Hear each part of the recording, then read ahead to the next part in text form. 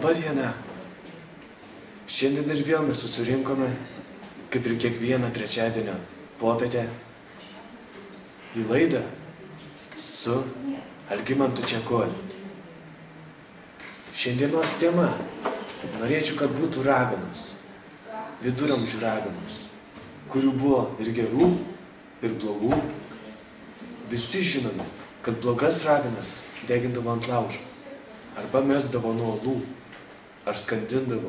Visaip jie žudydavo, nes jos matyt buvo blogos. Gerosios raganos padėdavo šeimoms, atnešdavo į šeimą laimės, sveikatos ir džiaugsmą.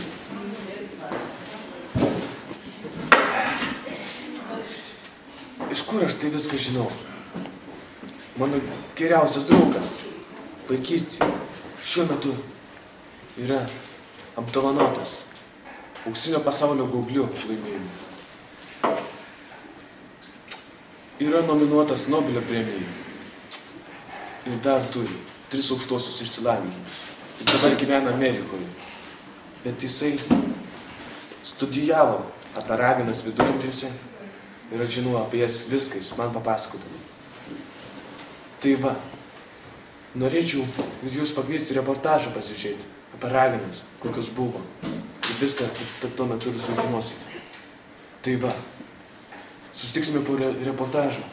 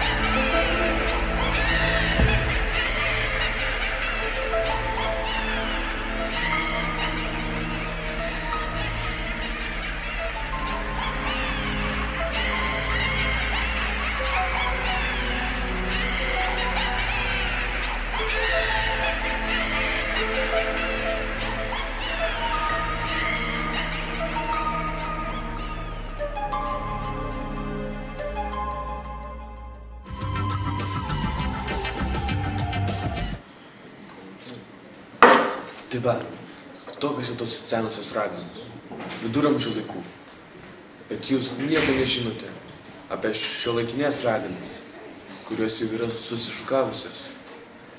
Nebėra jokių karparnosios, naudoja naujas technologijas.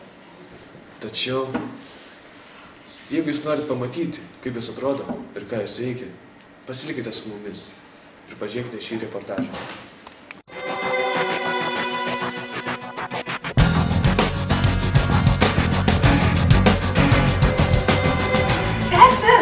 Mačiau demoną. Juoda moteris buvo ta, kur norėjo mūsų knygą kažkada atimti. Ir mes buvo ją sunaikinus ir jinai grįžo ir vėl. Ne jinai. Ne šita. Tokia juoda, va šita. Suraskime. Greičiau. Tai būtų geniausias. Geriausias. Taip. Štai čia matau, ji čia. Atiduok mūsų šeimą knygą. Atiduok. Neva.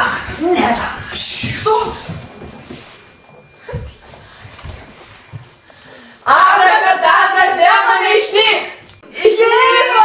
Šeimas.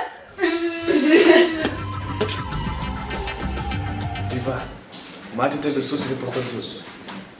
Ir mūsų laida jau baigėsi. Tuo pačiu ir mano arbata.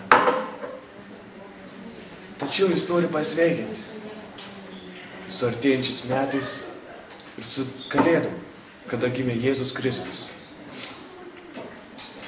Tai va, susitiksime kitą trečiadienį. Laukiu jūs laukite ir manęs.